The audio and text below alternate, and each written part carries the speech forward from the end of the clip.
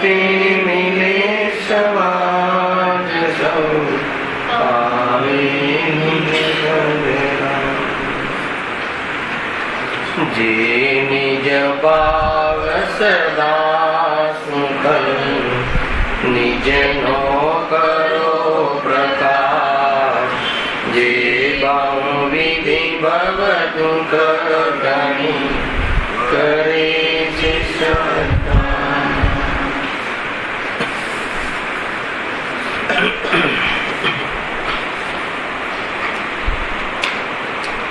આ શ્રી મોક્ષ માર્ગ પ્રકાશક ગ્રંથ છે. ત્રીજા અધિકાર ઉપર આપણે સ્વાધ્યાય ચાલી રહ્યો છે. પેજ નંબર 52 પરથી આપણે વાંચન કરીશું. એમાં મૂળ વિષય એ છે કે કર્મના ઉદયના નિમિત્તથી જીવને કશાય ઉત્પન્ન થાય છે અને કશાયથી જીવ દુઃખી થાય છે. મોહનીય આદિ કર્મના નિમિત્ત ગુણો પામીને જીવને મિથ્યાત્વ આદિ કશાયાદિ ભાવો ઉત્પન્ન થાય છે અને જીવ એનાથી દુઃખી થાય છે. એમાં કર્મનું નિમિત્ત કેમ લીધું?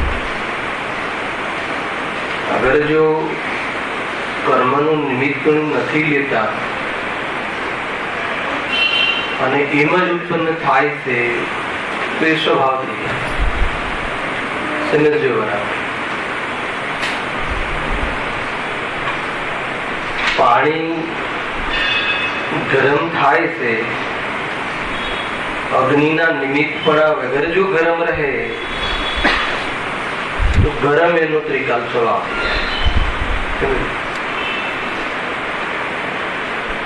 ગુરુદેવ શ્રીને જયારે આ વાત વરણીજીને કહી ત્યારે એમને અનેક બીજી અપેક્ષા બતાવી. જ્યારે ગુરુદેવ શ્રી એમ કહ્યું કે રાગાદી ભાવ કશાય ભાવ જોવા જઈએ તો જીવ સ્વયં ઉત્પન્ન કરે છે પોતાને ભૂલીને. તો કથન સત્ય હોવા છતાં એના પાછળનું ઇન્ટેન્શન જો બરાબર ના હોય તો એ કથન મિથ્યા થઈ જાય. કથન આ સત્ય છે પણ ગુરુદેવને ત્યાં એમ કહ્યું વર્ણિજી કે અગર જો તમે એને જીવ સ્વયં કરે છે એમ માનશો તો એનો સ્વભાવ થઈ જશે. તો ગુરુદેવે કહ્યું હા હા એ સ્વભાવ જ છે એમ કહ્યું. એસા કહા. પછી પાછું તરત વિભાવ રૂપ સ્વભાવ છે. પછી ત્રીજું સ્ટેપ વિભાવ રૂપ સ્વભાવ છે અને જીવ સ્વયં ઉત્પન્ન કરે છે એમ કહીને એ બતાવવું છે કે કર્મ ઉદયમાં આવે અને જીવને રાગ કરવો પડે એમ નથી. શું ટોન છે. આવતીકાલે મહાન દિવસ આવવા વાળો છે ને, ભગવાન મહાવીરની જન્મ જયંતિ, ગુરુદેવ શ્રી નું મત પરિવર્તન છે. એ પણ એક પ્રકારથી જન્મદિન જ છે. જોશો આ વાત સમજવા જેવી છે. જયારે વર્ણિજી એમ કહે છે કે જો તમે એને કર્મનું નિમિત્ત પણ નહીં કહો તો સ્વભાવ થઈ જશે. તો ગુરુદેવ કહે કે એ વિભાવરૂપ સ્વભાવ છે. અમને કર્મના નિમિત્તપણાનો નિષેધ નથી, પરંતુ જ્યારે અમે ઉપાદાન બતાવીએ ત્યારે ઉપાદાનની ઓરથી વિચાર કરવો જોઈએ કે જીવ અને ઉપાદાનની ઓરથી બી જીવ કરે છે એટલે કરવા જેવું છે એમ ક્યાં કહીએ? અમે એમ કહીએ છીએ કે જ્યારે કર્મનો ઉદય હોય ત્યારે પણ જે રાગ થાય છે એ રાગ કર્મના કારણે કરવો જ પડે એમ નથી. એ વખતે પણ ભેદ વિજ્ઞાન કરીને સ્વરૂપમાં જાય તો એ રાગના ઉદયમાં અનુભાગનું વેદન થતું નથી, ઉદયના કાળમાં પણ ફલનું વેદન થતું નથી. એવી જાતિની અપારમેશ્વરી વિદ્યા છે. એક તો એ અપેક્ષા. હવે નિમિત્તની પ્રધાનતાથી જોઈએ, એ પણ કથન છે, જીનવાણીનું કથન છે. એવો કોઈ જીવ ન હોઈ શકે કે જેને કર્મનો અભાવ થઈ ગયો હોય અને રાગાદી ભાવ થતા હોય. એક સિદ્ધ ભગવંતોને ત્યારે બી રાગાદી હરિ ભગવાનને નહીં થાય, કેમ કે એમને નિમિત્ત તરીકે કર્મ નથી. સમજો. એક અને એવો કોઈ જીવ ના હોઈ શકે દુનિયાની અંદર કે એને ઘાતી કર્મનો ઉદય હોય અને રાગાદી રૂપ પરિણમિત ના થતો. આટલો ખ્યાલ આ નિમિત્ત પ્રધાન કથન કહું. હવે એમ વાત એમ આવી કે ભાઈ કર્મનો ઉદય હોય એના નિમિત્તનું પામીને જે વિભાવનું પરિણમન કરે છે, એટલા માટે જ્યાં સુધી ઉપાધિ હોય ત્યાં સુધી એ વિભાવ છે, એટલે એને કર્મના નિમિત્તપણામાં રાગાદી ભાવ થાય છે. એમાં આપણે ઉદાહરણ લીધું કે જો અગ્નિનું નિમિત્તપણા વગર જો પાણી ગરમ થતું હોય એના મેળે જ તો પછી સ્વભાવ થઈ જાય. પછી એના ભાવનો પ્રસંગ ક્યાં આવે? બીજો વિભાગ છે. એક તો જો કર્મના નિમિત્તપણાને ન માને વિભાવમાં તો કર્મના અભાવની વાત અને પુરુષાર્થ ઠરતો નથી. અને કોઈ કર્મના કારણે પરમાર્થથી થાય છે એમ માને તો અભાવ થવાનો અવસર જ નહીં આવે. આ ખ્યાલ બીજો વિભાગ. ફરીથી બોલું છું, આ જો પકડજો બરાબર. અગર જો બે લોજિક કર્મના નિમિત્તપણાથી કર્મના ઉદયમાં જે વિભાવનું પરિણમન કરે છે, જો એમ કર્મનું નિમિત્તપણું સર્વથા ન માનીએ તો જીવને જે રાગાદી ભાવ થાય છે એ ન માનીએ તો એ સ્વભાવ થઈ જશે. અર્થાત કર્મ વગરના કોઈ જીવને, કોઈ સિદ્ધ ભગવાનને રાગાદી થતો હોય એમ થઈ જશે અને એને પણ થવાનો અવસર આવશે અને એમ થતા પાછા સંસારી થઈ જશે. અનેક પ્રકારના પ્રોબ્લેમ આવશે. થોડુંક લોજિકલ વાત છે. બીજો વિભાગ છતાં કર્મના નિમિત્તપણાના ઉદયથી રાગાદી ભાવ થાય છે, એમાં કોઈ સર્વથા એમ માની લે. શું માની લે? કે કર્મથી જ રાગ થાય છે, પરમાર્થથી એમ માની લે તો શું થશે? અભાવ થવાનો અવસર જ નહીં આવે. કેમ કે આપણા મોહનો અભાવ કરવાનો કોન્ટ્રાક્ટ બીજાના હાથમાં ગયો તો કેવી રીતે અભાવ થશે? અને એ બી પાછું જળ કર્મ, એનામાં બુદ્ધિ પણ નથી, સૂઝ પણ નથી, તો કેવી રીતે સંભાવશે? એટલે બરાબર સમજવું પડશે એની વ્યાખ્યા આવે કે ભાઈ આજે રાગાદી ભાવ થાય છે એ કર્મના ઉદયના નૈમિતિકપણામાં જીવ સ્વયં સ્વભાવને ભૂલીને એ તરફ લક્ષ કરે છે, એટલે રાગાદીનું પરિણમન કરે છે. આ પ્રમાણ કથન, ઉપાદાન અને નિમિત્ત બંનેની સાથેનું કથન. તો કોઈ એવું કથન મળે હે ને, અરે જીવ જ્યારે પોતે રાગ રૂપે પરિણમે સ્વભાવને ભૂલીને પોતાના શુદ્ધ ઉપાદાનથી, એટલે રાગાદી રૂપ કસાયથી રૂપ થાય છે ઉપાદાનની મુખ્યતા. કોઈ જગ્યાએ એમ આવે કે કર્મના નિમિત્તમાં, કર્મના આ જ ચાલે છે, કર્મના ઉદયના નિમિત્તમાં જીવ રાગાદી રૂપ પરિણમિત થાય છે. નિમિત્ત પ્રધાન કથન. આ બધા જ કથનોમાં નિષ્કર્ષ શું આવ્યો? નિષ્કર્ષ એ આવ્યો કે કર્મનો ઉદય હોય અને સ્વરૂપમાં ન જોડાય તો 100% એને રાગાદી રૂપ પરિણમ થવાનું. કર્મના નિમિત્તપણા કહેતા એમ ખ્યાલ આવે છે કે આ વિભાવ છે.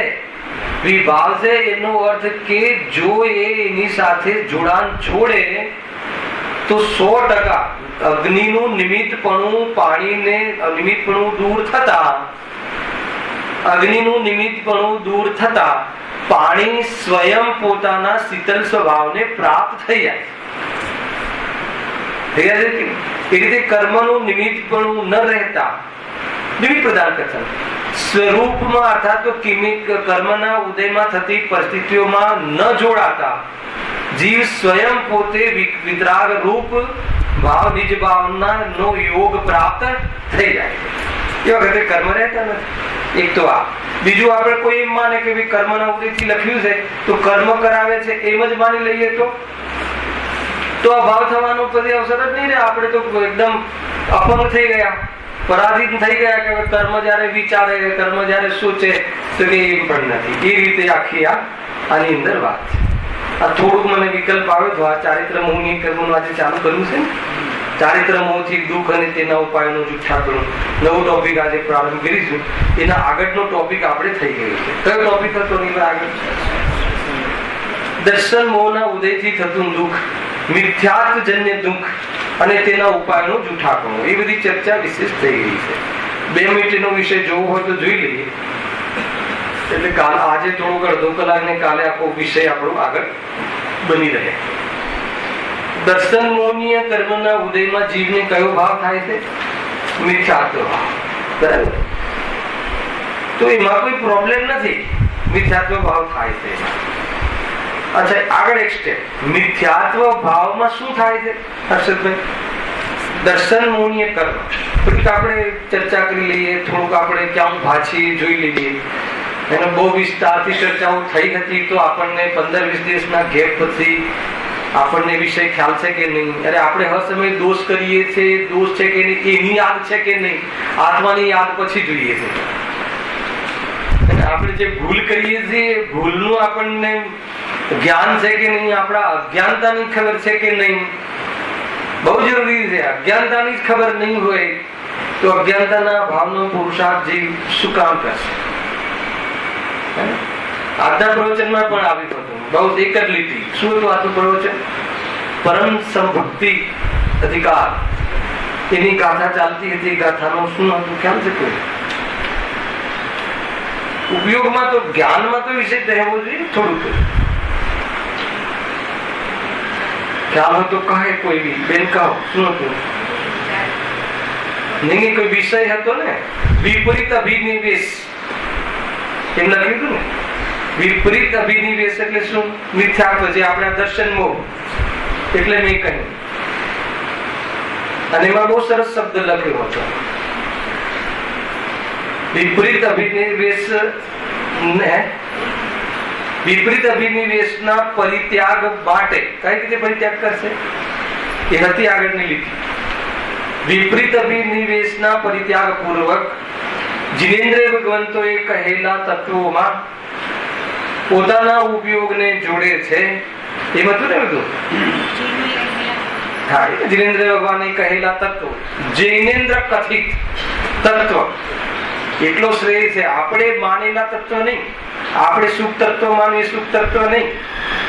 જીનેન્દ્ર કથિત તત્વમાં જોડે છે. કોને?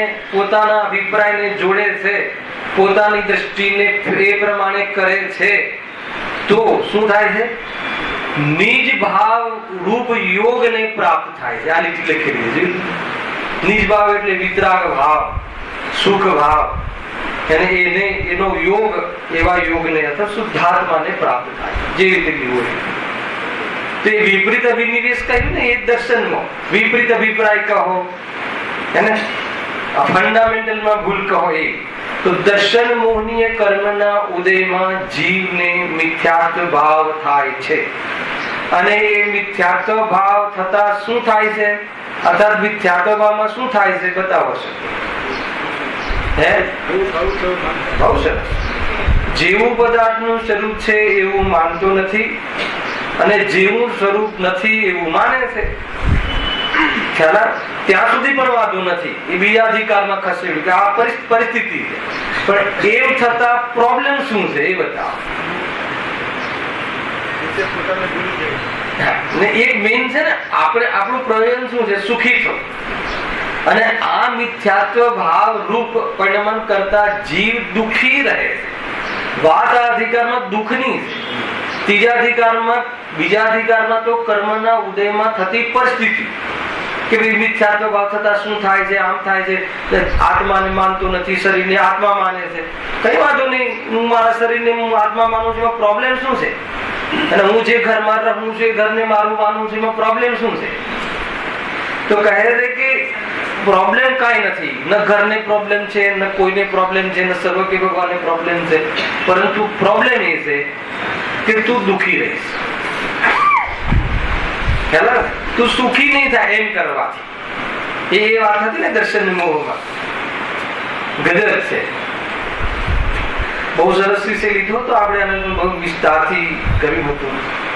પછી એમાં ઘણા સ્ટેપ લીધા હતા કે પછી છતાં આ જીવને જયારે હર પલ અનેક પદાર્થોને પોતાના કરવા માંડ્યો છે અને કદાચિત પુણ્યના યોગથી બહારના અનેક સામગ્રીની ઉપલબ્ધિ પણ થઈ, છતાં એ જીવને બેચેની રહી, એક સમય માટે પણ નિરાકુલ ન રહ્યો. એને અનેક પદાર્થોને પોતાના કરવા માટેની વાસના રહેવાના કારણે હંમેશા આકુલિત રહ્યો. તો પછી દુઃખ દૂર કરવા માટેનું વિચાર કરે છે. ત્યાં કમ ભાગ્ય આવ્યું, યાદ છે કે નહીં? કોણ મળી જાય છે? મિસગાઈડ કરવા વાળા ગાઈડ મળી જાય છે. કુદેવ કો ગુરુ કો શાસ્ત્ર. ચલો હું તમારા દુઃખનો હે ને ઉપાય, તમારા દુઃખનું મતલબ કે ઉપાય બતાવું. તમારે હજી જેટલા પદાર્થો બાકી છે ને પોતાના કરવાના, અર્થાત જે પોતાના છે એ ક્યારે બીજાના ન થઈ જાય ને એના માટે મારી પાસે વિદ્યા છે. એને ઘણા તાવીજ ને ઘણા મંત્રો છે તો ઉલટા દિશામાં લાગી જાય. આ બધી ભૂલો કઈ. છતાં કોઈ જીવને, આપણા જેવા જીવોને સદભાગ્ય લખ્યું હતું કે સાચા દેવ શાસ્ત્ર ગુરુ મળી જાય તો ત્યાં શું ભૂલ કરે છે? નિશ્ચયને તો માનતો નથી, પોતાના નિજ સ્વરૂપને તો જોતો નથી, પણ વ્યવહારના વિષયને ભક્તિ આદિમાં સંતુષ્ટ થઈને અતત્વ શ્રદ્ધાની જ રહે છે. આટલી જોરદાર વાત કરી. પછી બીજી ભૂલ શું કરે છે? વળી આ જીવ પર પદાર્થ પોતાના પણ એ પણ નમી જાય એવો પ્રયાસ નિરંતર કરે છે. ભગવાન પાસે જઈને પણ એ જ માગે છે કે હે પ્રભુ, તારી ભક્તિમાં હું કોઈ કસર નહીં રાખું. પછી શું? તારી ભક્તિમાં હું કોઈ ખોટ નહીં રાખું.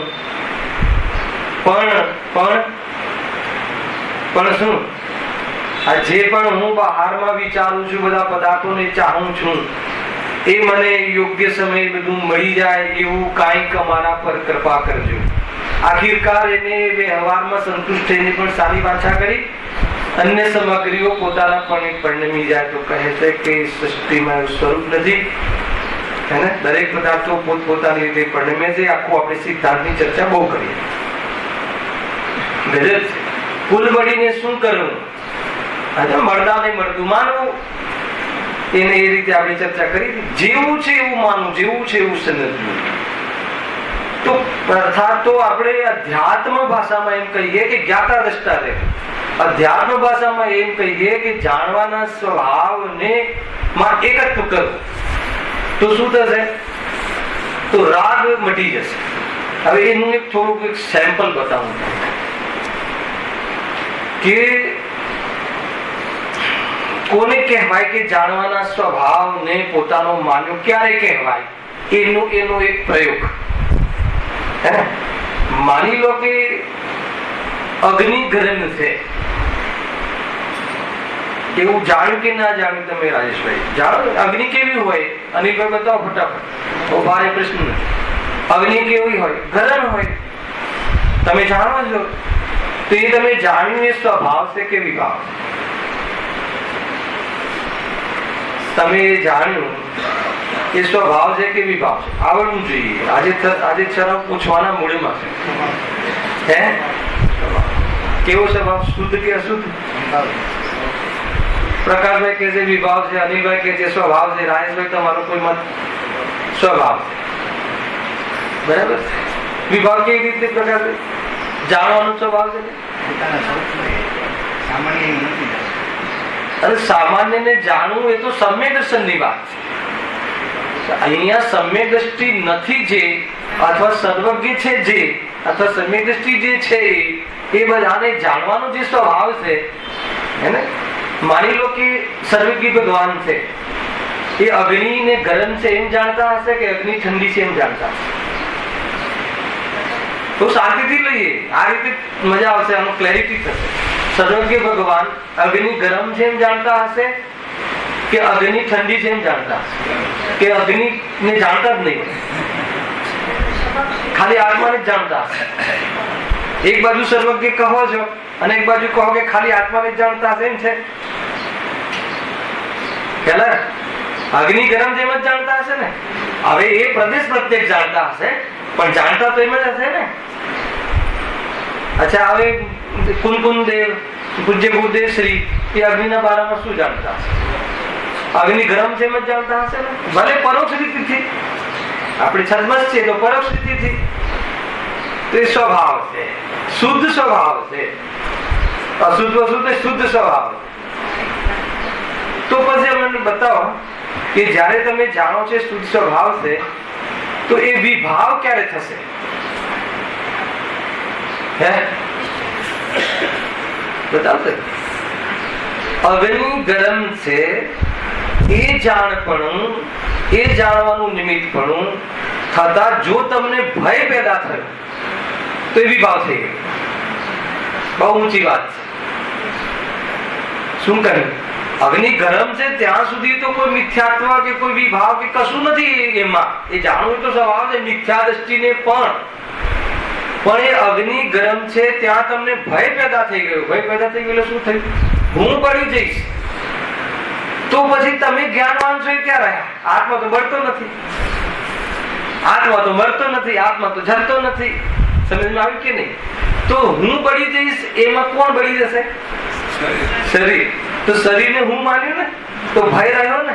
તો કહે છે કે એ જાણપણું તારે એ વિભાવમાં નિમિત્ત થઈ.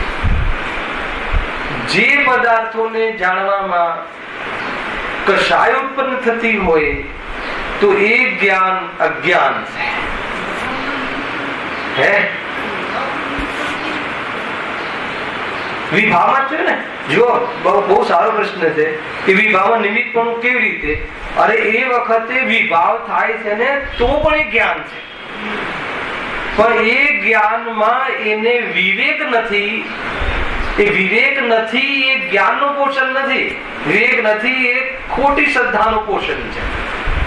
વિવેક નથી, એ વાસ્તવમાં રાગનું પોષણ છે. એટલે જ્ઞાન તો અજ્ઞાનીનું પણ શુદ્ધ જ હોય છે. અજ્ઞાનતાનું જે લેબલ છે એ ખોટી શ્રદ્ધાના કારણે જ્ઞાનને મળે છે. બાકી અજ્ઞાનીનું જ્ઞાન પણ જ્ઞાન જ છે, શુદ્ધ છે. જ્ઞાનમાં મિથ્યાપણું, સમ્યકપણું મિથ્યાત્વને લઈને છે, ખોટી શ્રદ્ધાને લઈને છે. એને મિથ્યાપણું કોઈ જ્ઞાનમાં કોઈ મિથ્યાપણું હોતું નથી. જ્ઞાન તો દરેકનું, તમે માનો કે સમ્યક દ્રષ્ટિ કોઈ બેઠું હોય અહીંયા અને મિથ્યા દ્રષ્ટિ બેઠું હોય તો એ કંઈ પણ જાણતો હોય, બારીને મકાનને, તો એ જાણવાની હોવાથી એ જ્ઞાન તો જ્ઞાન જ છે. પણ જાણવાની સાથે સાથે મિથ્યા દ્રષ્ટિની કલ્પના હોય. શું કલ્પના હોય છે? આ સરસ છે, આ લાભદાયી છે, આમાંથી હવા આવે છે, એનાથી મને આનંદ આવે છે. એ જે એ કયા ગુણનું કાર્ય છે? તો એ શ્રદ્ધામાં ભ્રમિત છે. એટલે શ્રદ્ધામાં ભ્રમિત હોવાના કારણે એ શ્રદ્ધાની સાથે સલ કરેલા એ જ્ઞાનને પણ શું કહેવામાં આવે છે? એટલે એ જ્ઞાન તમારે સારા ભવ હેતુ પરિણમ્યું ને. ભવ હેતુ એટલે શું? હેતુ એટલે નિમિત્ત. હેતુ એટલે નિમિત્ત. તો એ જ્ઞાન ભવમાં નિમિત્ત બની. કયું જ્ઞાન? જે જ્ઞાન આત્માના શુદ્ધ સ્વભાવનું પરિણમન થતું હતું એ જ જ્ઞાન મોહના આવેશમાં એને ભવ હેતુ પરિણમ્યું, એટલે ભવમાં નિમિત્ત બન્યું. જ્ઞાન તો એ જ છે કે એ જ જ્ઞાન તમારું, આ જ જ્ઞાન વેદ વિજ્ઞાન કરી અને સમ્યક થઈ અને કેવળ જ્ઞાન થશે. પરંતુ એ જ જ્ઞાન મોહની સંગતિ કરીને, ખ્યાલ આવ્યો? મોહની સંગતિ કરીને પર પદાર્થમાં કોઈની કોઈ કલ્પના કરીને ભવના હેતુ અથવા ભવના હેતુ શ્રદ્ધા, ભવનો હેતુ, ભવનું કારણ કોણ? ખોટી શ્રદ્ધા. તો ખોટી શ્રદ્ધાનું પોષણ, ખોટી શ્રદ્ધાનો પક્ષ કરતું જ્ઞાન, એને એ જ્ઞાન ભવના હેતુ માટે નિમિત્ત બની જાય છે. આ એનું નામ. અરે જો આ જ્ઞાન રાજેશભાઈ અત્યારે જો શુદ્ધ ના હોત, આ ઉઘડેલું જ્ઞાન શુદ્ધ ના હોત આ અંશ જો એ પારણામિક ભાવનો અંશ પર્યાયમાં પ્રગટ ના હોત તો તમે પરિચય કેવી રીતે કરત કે એને ગેકૃત સુત્તા લાગતી નથી, ગેઓને જાણવા છતાં જ્ઞાન મલિન થતું નથી. અરે ગેઓમાં કલ્પના કરવા છતાં મારવું છે એમ અનાદિથી માનવા છતાં જ્ઞાન એ રીતે થતું નથી. જ્ઞાન એ રીતે થતું નથી એનો શું અર્થ ભાઈ નીતિનભાઈ? જ્ઞાન એ રીતે થતું નથી એટલે આત્મા એ રીતે થતું નથી. કેમ એમ? જ્ઞાન એ રીતે થતું નથી તો જ્ઞાન તો એક ફંક્શન છે. તો કે ફંક્શન છે એ કોનું ફંક્શન છે? આત્માનું લક્ષણ છે. તો જ્ઞાન એ રીતે થતું નથી એનો અર્થ કે આત્મા એ રીતે થતું નથી. આત્મા એ રીતે થતું નથી એનો અર્થ કે હું એ રીતે થતું નથી. એ હું કોણ? એ પરમ પારણામિક ભાવ, એ મારો સાચો પરિચય, એ સમ્યક દર્શનનો વિષય, એ ત્રિકાલી ધ્રુવ, એ માગવા આખું ફંક્શન ખ્યાલમાં આવે. આ રીતે આખી ગાડી ટર્ન થાય છે. એટલે હંમેશા માન લો કે આત્માનું સ્વરૂપ તો જાણવાનું છે, તો જાણે છે, તો જાણે જ છે. અને જાણવામાં જે કોઈ પ્રવૃત્તિ જાણવાની થઈ રહી છે એમાં જો કશાય પેદા થતી હોય તો એ જ્ઞાન નથી, એ અજ્ઞાન થઈ ગયું. હવે ખ્યાલ આવે કે આટલી મોટી વાત છે એક લીટીમાં. એટલે આપણને જ્ઞાન જે થાય છે એ જ્ઞાન સ્વભાવ છે એવો આપણને પરિચય થયો છે કે નહીં, એનું અગર થર્મામીટર જોવું હોય તો જોવાનું કે ભાઈ ચલો આપણે આ પંખાને જાણો. તો પંખાને જાણવામાં તો જ્ઞાન છે, દર્પણ છે, તો ઝલકવાનું જ છે ને. કે એવું થોડી છે કે હું આમ જોઉં ને પંખો જણાય જ નહીં અને પંખામાં આત્મા જણાય એમ બને કે? અરે આ પંખાને જાણવા વાળું જ્ઞાન આત્મા છે એમ તો જણાય. ખ્યાલ પંખો ના જણાય અને પંખામાં આત્મા જણાય તો કે બે ભૂલો છે. પંખો ના જણાય નહીં, પંખો ના, અમને તો આત્મા જ જણાય. કઈ રીતે ખબર પડી તમને આત્મા જણાય? બતાવ. એ દિશામાં લાઈન ગઈ છે તો જરા જોઈએ. આ પંખો જાણે ને, પંખો જાણે ના ના અમને તો આત્મા જ જણાય. કેવો છે આત્મા? લાલ, પીળો, સફેદ. ક્યાં છે આત્મા? બતાવ. લીધું હતું ને 18 પ્રવચન લીધા હતા ને બેન લક્ષણની ઓરથી. એ વાત છે અહીંયા એકદમ સરળ ભાષામાં. આપણે આ પંખાને જાણીએ, અમે તો આત્માને જ જાણીએ, અમે પંખાને ના જાણીએ. શું વાત? તો આત્માને કેવી રીતે જાણે? તો ગુરુદેવ કહે છે ને કે આત્માને જાણ્યો એ બતાવવા માટે બી તારે આ પંખાને જાણ્યો ને, તો આ જાણવાનો જે વેપાર છે ને, આ જાણવાનો જે વ્યવસાય છે ને, એ વ્યવસાયમાં ગેર સંબંધી જાણવું જે થાય છે ને, એ વ્યવસાયને બતાવવા માટે પણ આ પંખા સંબંધી જ્ઞાન થયું છે એ તારે જણાય જ છે ને. પણ એ વ્યવસાય થાય છે એ તું છે. પણ એ તું છે તો એને જાણ્યો ક્યારે કહેવાય? હવે અગ્નિ વાળું ઉદાહરણ લગાવો. જાણે ક્યારે કહેવાય? અગ્નિ ગરમ છે ત્યારે એ તો જ્ઞાનનો સ્વભાવ. પણ એમાં આત્માને જાણ્યો ક્યારે કહેવાય? કે અગ્નિ ગરમ છે એમાં કોઈ પણ જાતની કલ્પના ન થઈ. ના ના મને એનાથી ડર લાગે છે તો કે તું જાણવા વાળો ક્યાં રહ્યો? જાણવામાં શું ડર? અને જાણવા વાળાને શું ડર? જાણવા વાળાનું શું નષ્ટ થાય છે? તો જ્ઞાનનું શું જતું રહે છે? તો એ રીતે તું જ્ઞાનનો કે જ્ઞાયકનો ક્યાં અનુભવ કર્યો? એને નથી પૃથક ક્યાં અનુભવ કર્યો? તો કે અનુભવ ના કરે તો ખરી. અચ્છા બીજી રીતે ના અગ્નિને તો જાણી પછી બીજો લાભ હે ને, એનાથી શું થાય છે? બહુ શાંતિ. શિયાળામાં આટલી ગરમી લઈએ ને તો શું થાય છે? આપણી સ્ટેમિના વધે છે. કોની સ્ટેમિના? એ રીતે પોતાની શક્તિઓને ભૂલી જાય છે. આજી સમજો. તો એ કશાય પેદા થઈ ને કોઈ કહે કે નહીં અમે તો જ્ઞાતા દ્રષ્ટા રહીએ છીએ. બહુ સરસ. અરે આત્મા તો જ્ઞાતા દ્રષ્ટા જ છે. પણ જ્ઞાતા દ્રષ્ટા હોવા છતાં જ્ઞાતા દ્રષ્ટા રહ્યો ક્યારે કહેવાય?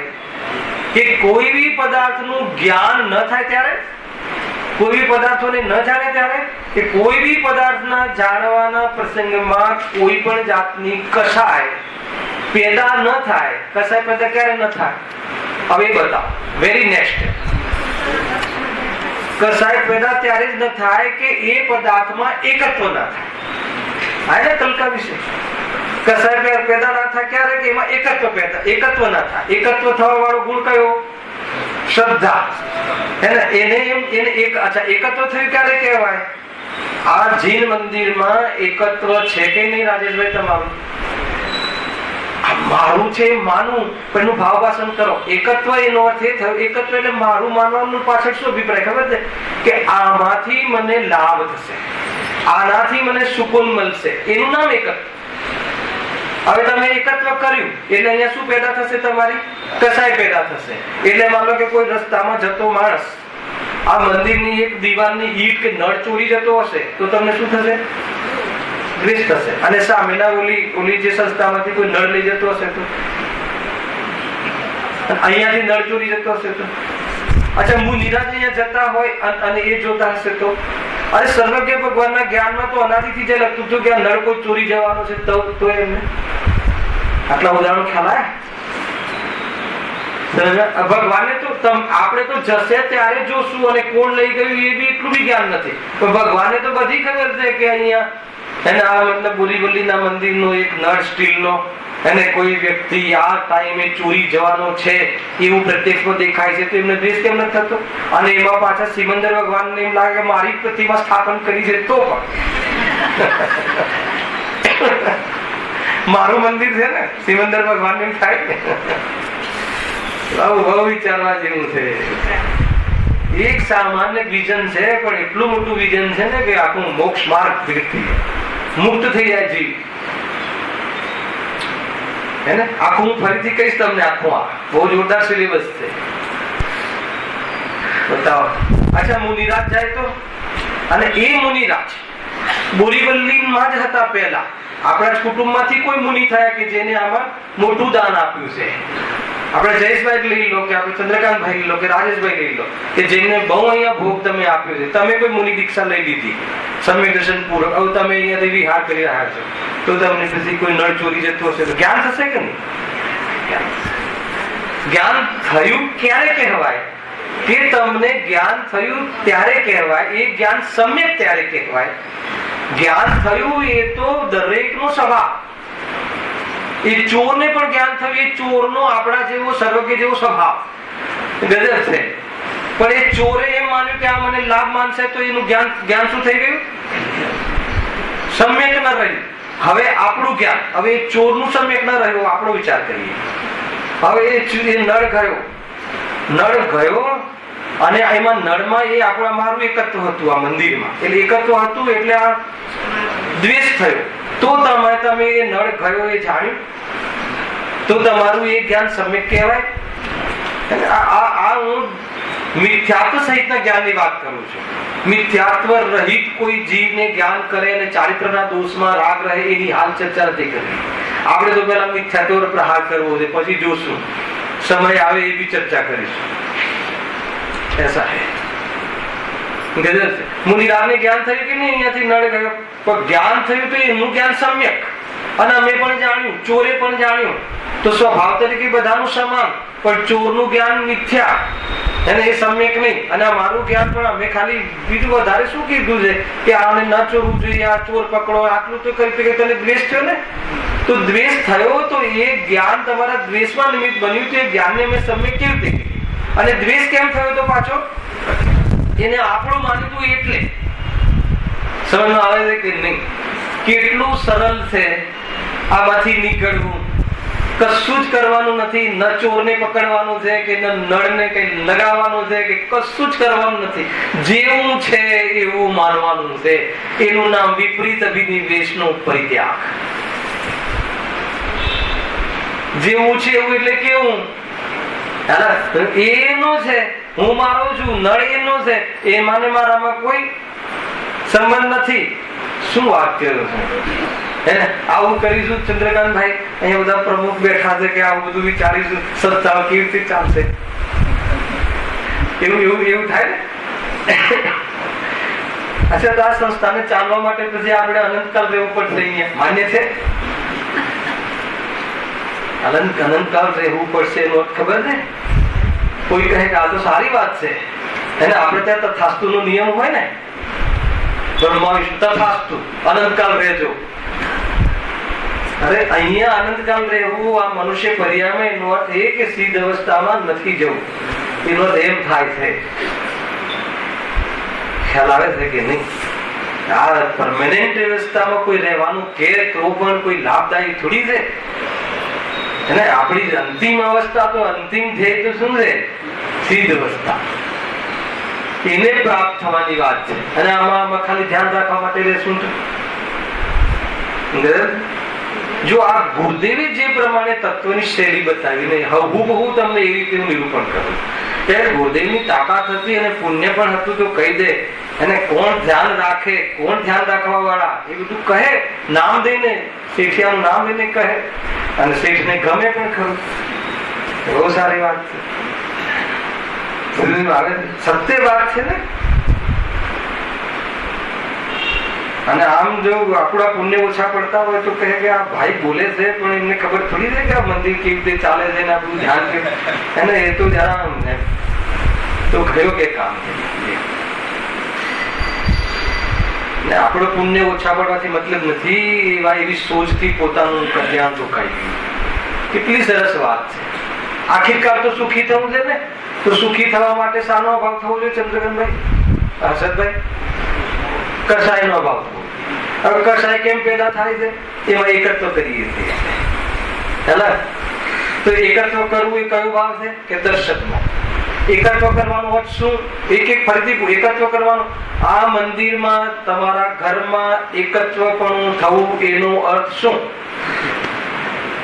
એનો અર્થ એ કે આ મારું છે, એમાંથી મને સુખ મળશે, એમાંથી સુખ ચેન મળશે, એમાંથી મને લાભ મળશે, આનાથી મારું અસ્તિત્વ ટકશે, આનાથી એવી અંદરમાં કલ્પના રાખવી, એવી અંદરમાં ધારણા કરવી, એવી અંદરમાં અભિપ્રાય રાખવો, એવી માન્યતા વસવી શ્રદ્ધામાં, એ પરિણતિને પર પદાર્થનું એકત્વ કહે છે. આ ચશ્મામાં એકત્વ છે કે નહીં તમને?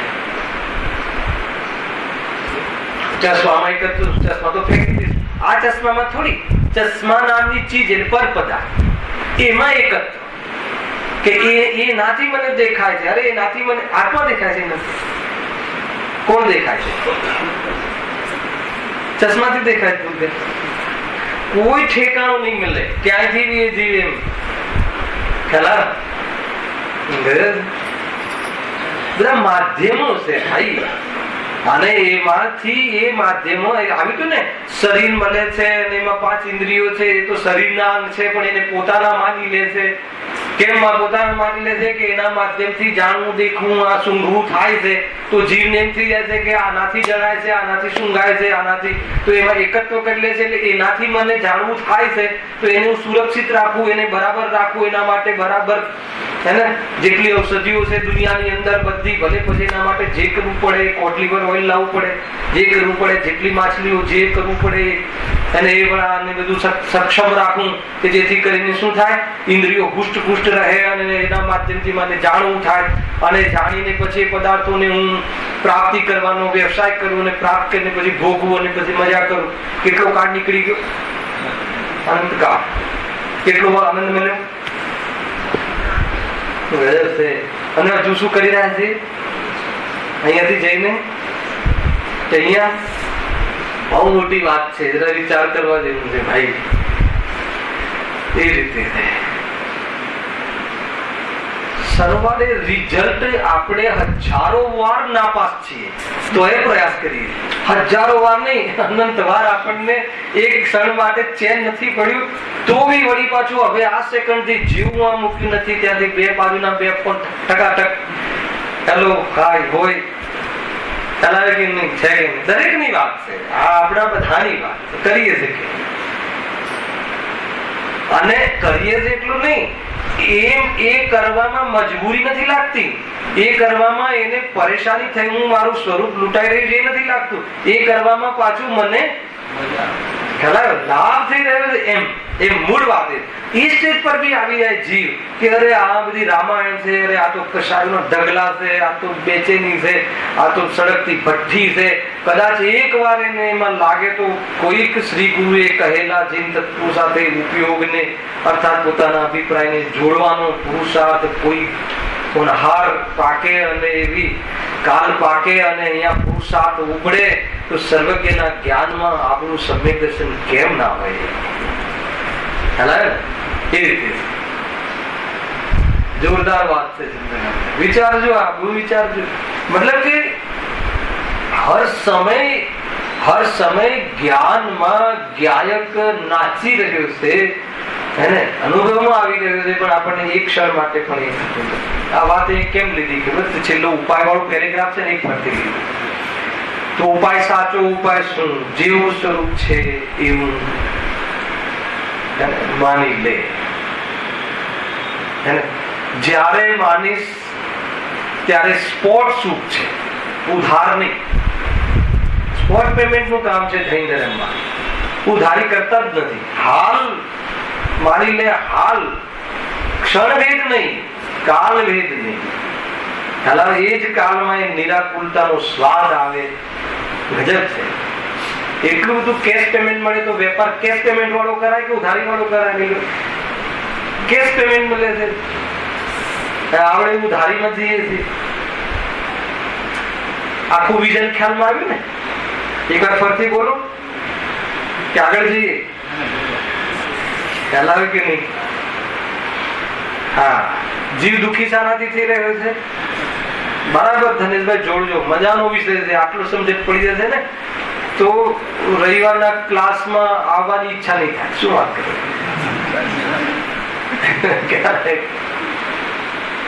આત્મબલથી ના થાય તો શાબાશ, બહુ સારી વાત છે. પણ કઈ બહુ મોટી વાત છે. કસાયથી જીવ દુઃખી થાય છે. બાકી વાત છે ને, કસાયો થાય છે, રાગ દ્વેષથી જીવ દુઃખી થાય છે. અહીંયા કઈ કર્મ નિમિત્તથી લીધું આપણે. કર્મ નિમિત્તના ઉદયથી, મોહાદી કર્મના નિમિત્તના ઉદયથી જીવને કસાયોની ઉપલબ્ધિ થાય છે અને કસાયથી જીવ દુઃખી થાય છે. કસાયથી જીવ દુઃખી થાય છે તો શું કરવું? તો કે જેવું સ્વરૂપ છે હું જાણી લે. એ ઉપાય બતા. તો કે જાણવાના સ્વભાવને, જે જાણવાનો સ્વભાવ છે એમ તો જાણે છે. જાણવું થાય છે એ તો જાણે છે, પણ જાણવાનો સ્વભાવ છે એ હું છું એમ નથી જાણતો. ગુરુદેવ આ રીતે બોલે કે શું કામ છે તમારું? જાણવું. આત્માનું કામ શું છે? જાણવું. તો એ જાણવું એ કામ છે, એ તો બરાબર છે, એનું કામ કરી રહ્યો છે. આત્મા જાણવાનું કામ કરી રહ્યો છે, પણ એ મારો સ્વભાવ છે, એ મારી પહેચાન છે એમ નથી જાણતો. શું વાત કરો છો? એવું તો જાણીએ છીએ ને. તો એક વિઝન આપ. એવું જાણ્યું ક્યારે કહેવાય? બતાવો એક ઓપરેશન દર્શન. એવું જાણ્યું ક્યારે કહેવાય? એવું જાણ્યું કે ત્યારે કહેવાય કે જાણવાનું તો સ્વભાવ છે, પણ જાણ્યા પછી અથવા જાણવાના માધ્યમથી જો કસાય પેદા ન થાય તો પછી જાણ્યું કહેવાય. તો કે એવું તો બનતું નથી અમને. તો અરે કસાયને લઈને તો અમારું જ્ઞાન પ્રવર્તે છે, નહીં તો શું કામ પ્રવર્તે? ખ્યાલ આવ્યો કે આત્મા તો જાણે જ છે. એ કોઈ સર્વિકી ભગવાનની વાત અને સ્વરૂપ થોડું જૂઠું હોય. દુકાનમાં જાય, મકાનમાં જાય તો જાણવું જ થાય છે, પણ આપણું જાણવું શું કરે? કેવી રીતે જાણે? કસાય ને કસાય પૂર્વક જાણે. તો કે કસાય પેદા થાય છે. હવે આટલું મોટું નળનું ઉદાહરણ લીધું આપણે દુકાનનું, મકાનનું, કોઈ બી તમે ગોઠવજો કે આપણે જાણ્યું, આપણા ઘરને જાણ્યું તો જાણ્યું જ ને. તો જાણવાનો સ્વભાવ છે. ખ્યાલ આવે છે? હર્ષદભાઈ, તમારા ઘરની અંદરથી ડાઇનિંગ ટેબલનો એક કાચ તૂટી ગયો. ગઈકાલે લાવ્યા હતા મોટું, અને એક કાચ તૂટી ગયો. તમને શું થયું? જાણું પેલા જાણું થયું કે નહીં? નંબર 1 માં જાણું થયું કે નહીં? કે નંબર 1 માં કસાય થઈ? નંબર 1 માં જાણવું થાય. જે જાણવું ના થાય ને તો કસાયની પણ ક્યાં વાત છે? તો એ સારું, ના જાણીએ તો કસાય ના થાય. એ બાજુ છે કે દિશામાં જઈએ તો. પણ એવું ક્યારે બનતું નથી કે જાણવું ના થાય. કોઈનો કોઈ વિષય તો બનતો જ હશે જ્ઞાનનો. જાણવું થાય, અને જાણવું થાય તો સ્વભાવ છે. જ્ઞાનનો વિષય કોઈનો કોઈ બને જ છે, પણ એ તો શક્તિ છે આત્મામાં. બરાબર છે? હવે જાણવું થાય છે તો એ જાણવું થયું એ સ્વભાવ છે. ત્યાં સુધી તમે સર્વજ્ઞ જેવું એમને જ્ઞાન થઈ રહ્યું એવું જ જ્ઞાન તમારું. ત્યાં સુધી એ સમાન. પર્યાયની વાત કરું છું. સર્વજ્ઞ શક્તિની વાત નથી કરતો. સર્વજ્ઞ શક્તિથી બધા સમાન છે વાત નથી કરતો. એ સર્વજ્ઞ શક્તિ અર્થાત તો આત્મા ત્રિકાલી, જ્ઞાન ગુણ ત્રિકાલી. સાંભળજો, જ્ઞાન ગુણનું ફંક્શન ત્રિકાલી, અને જ્ઞાન ગુણના ફંક્શનમાં જ્ઞાનનું પ્રકાશિત થવું એ પણ ત્રિકાલી. અહીંયા સુધી કોઈ જ્ઞાની અજ્ઞાનીમાં ડિફરન્સ નથી. આટલી ખ્યાલ, આ વાત ખ્યાલ. જેટલી વાર પૂછશો એટલી વાર નવો પ્રમેય આવશે. તમારે સમજવું પડશે.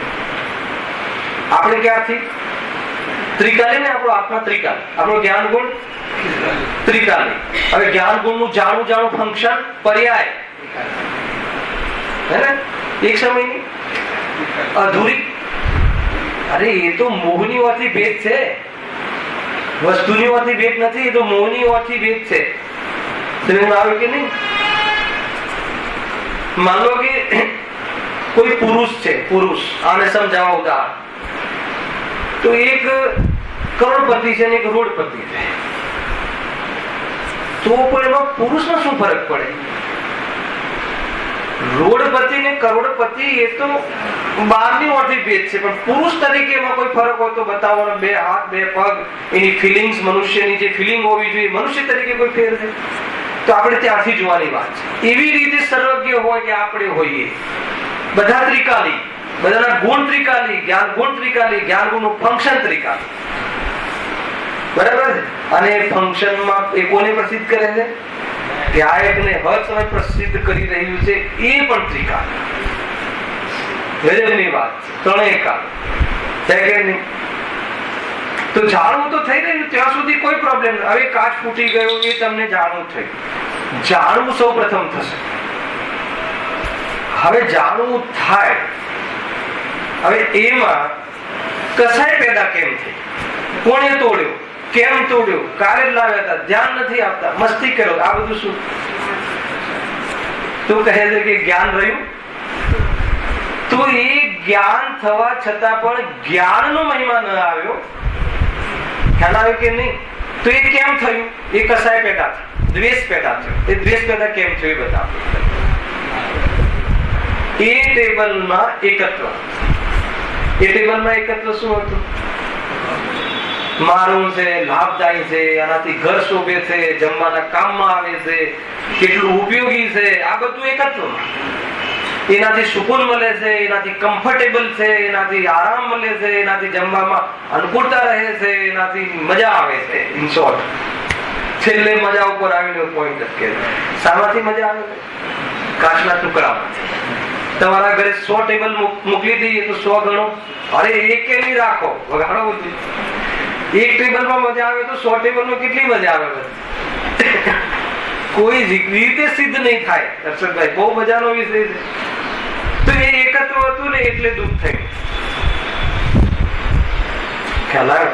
તો એના કારણે દુઃખ થાય છે ભાઈ. એ ખરેખર જોવા જઈએ તો હવે એને જેવું છે એવું માનો. એ કાચ, એ પૂતગલ, એને જાણવાનો સ્વભાવ, એ હું જ્ઞાન, હું મારું કામ કરી રહ્યો છું, કાચ ફૂટ્યો એ કાચનું કામ કરી રહ્યું છે, દરેક પદાર્થ પોતપોતાનું કામ કરી રહ્યું છે. એમ સહજ રીતે, એવી રીતે જયારે વસ્તુ જેવી છે, પરિણમન સ્વરૂપ, પોતાનું સ્વભાવ છોડ્યા વગર હર સમયે પરિણમવા રૂપ, દ્રવ્ય ગુણ પર્યાયથી અખંડ સ્વરૂપ, એમ જયારે એને જોવામાં આવે તો ન દ્રવ્યમાં પ્રશ્ન, ન ગુણમાં પ્રશ્ન, ન પર્યાયમાં પ્રશ્ન. કારણ કે કોઈ જાતનો કોઈ પ્રશ્ન નહીં, કોઈ જાતનો કોઈ વિકલ્પ નહીં. તો એ કેવી રીતે શું પ્રાપ્ત થઈ? નિરાકુલતા, કશાય પેદા ના થઈ. સર્વજ્ઞ ભગવાન એ રીતે જુએ છે, મહામુનિરાજો એ રીતે વસ્તુના સ્વરૂપને જુએ છે, જ્ઞાનીઓની દ્રષ્ટિ એવી હોય છે, અને વસ્તુનું સ્વરૂપ એવું હોય છે. ખ્યાલ આવે કે? તો આ રીતે છે.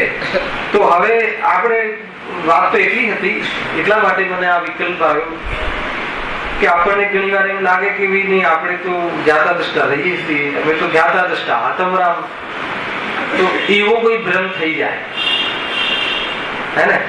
તો ના, એવું બને તમારા ઘરમાં કઈ થાય તો ત્યાં અમે જ્ઞાતા દ્રષ્ટા રહીએ, મારી દુકાનમાં કઈ થાય ને, ખ્યાલ તો અમે જ્ઞાતા દ્રષ્ટા નથી રહી શકતા.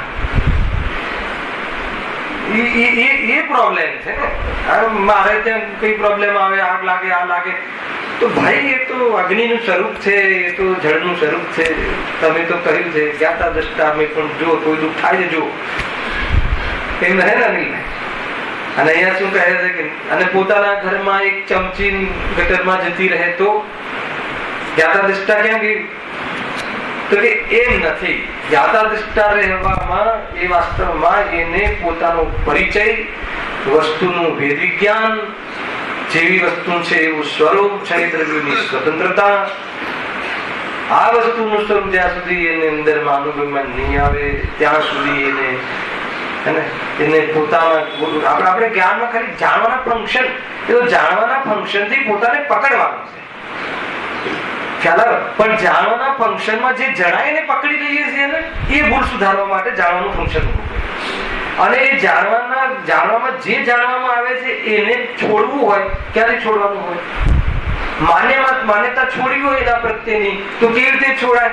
તો કે જાણવાના ફંક્શન થી પોતાનો પરિચય કરી લે અને તે પદાર્થના ફંક્શન થી તેને પરાય પર નક્કી કરી લે. જો એ નક્કી થઈ ગયું તો કહે છે કે જે વસ્તુ જેવું છે એવું જાણ્યું એ પાય. તો પછી એને કસાય પેદા નહીં થાય અને આ રીતે સુખી થશે.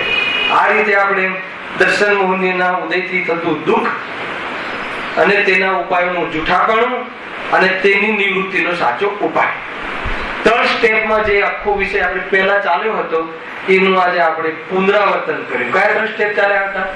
દર્શન મોહની કર્મના ઉદયથી થતું દુઃખ, પછી એના ઉપાયનું જૂઠાપણું અને ત્રીજું એનાથી નિવૃત્તિનો સાચો ઉપાય. તમે ખાલી આટલો વિષય આજના દિવસમાં તમે વિચાર કરીને તમે લખો પોતાની કોપીમાં અને વિચારમાં લો અને વિચારમાં લઈને પોતાના જીવનમાં આ બધા લક્ષણો ને અપલક્ષણો બધા છે કે નહીં? શું વાત કરી એની? લક્ષણ ને અપલક્ષણ બે વસ્તુનું નિર્ણય કર. ખાલી અપલક્ષણ નહીં જોતા અને એકલું લક્ષણ પણ નહીં જોતા. અપલક્ષણ ને છોડવા માટે જોજો અને લક્ષણ ને ગ્રહણ કરવા માટે જોજો. બે મોજૂદ છે. જો લક્ષણ મોજૂદ ના હોત શુદ્ધાત્માનું તો કોનો આશ્રય લે? અને અપલક્ષણ જ ના હોત તો આ વાત જ ક્યાં હોત? અને અપલક્ષણ જ લક્ષણ માની લે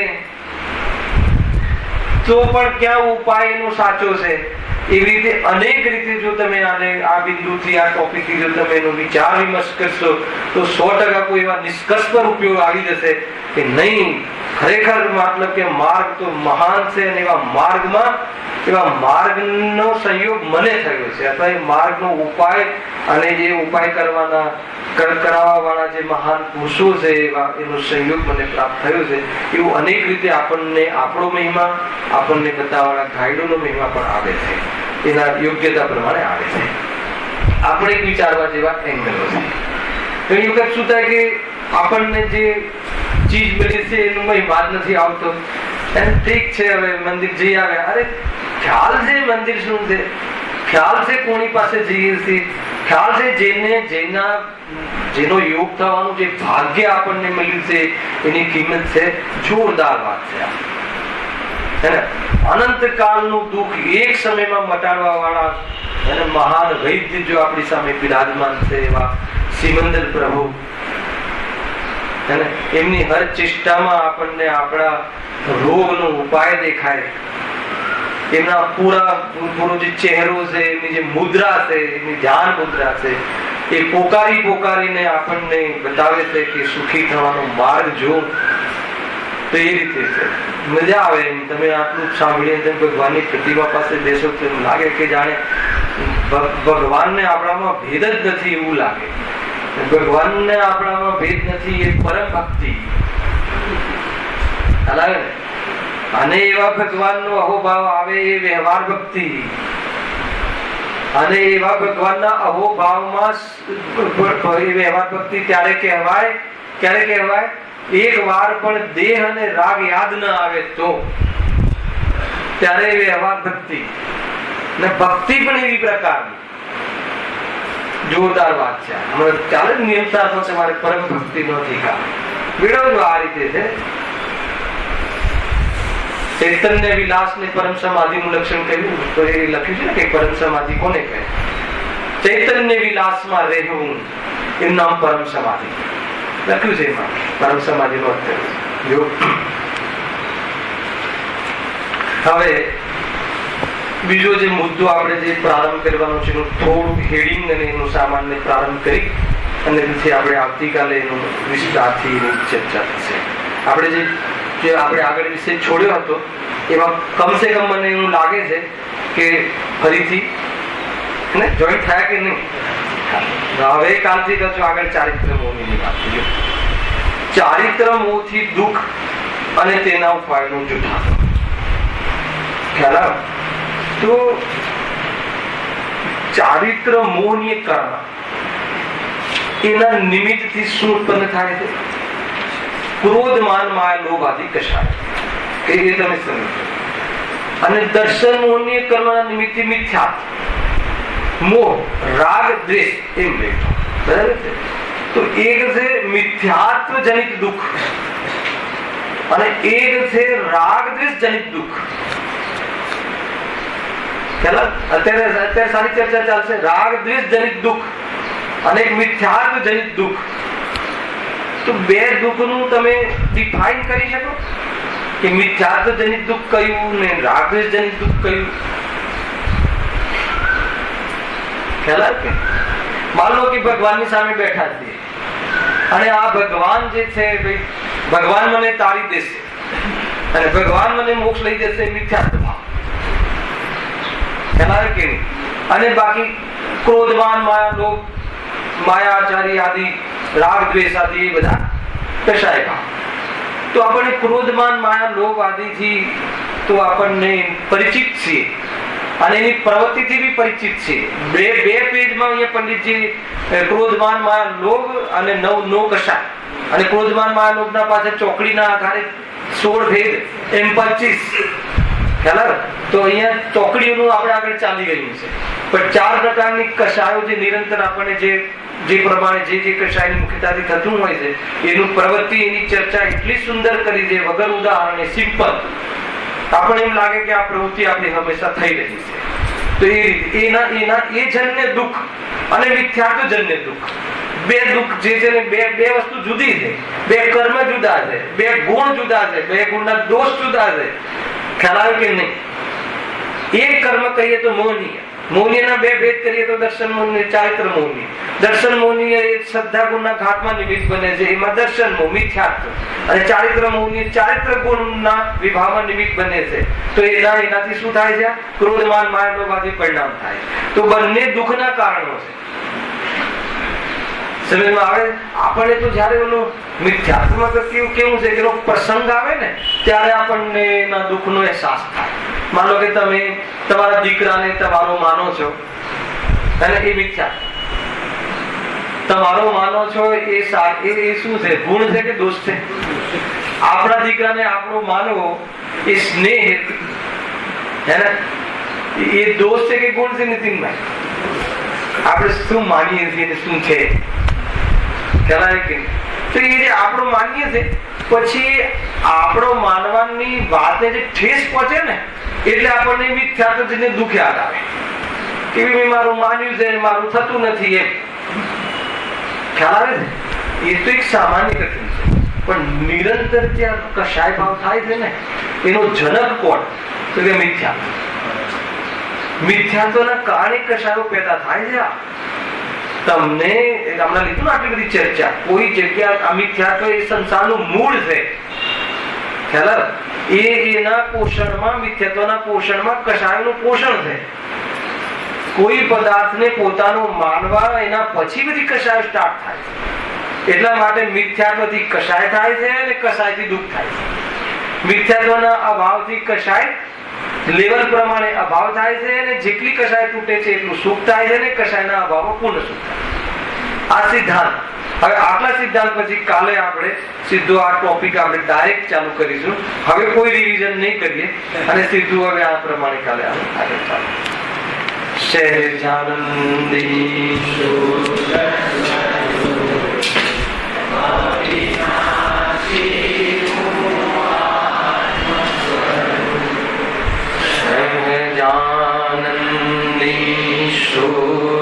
સ્વરૂપી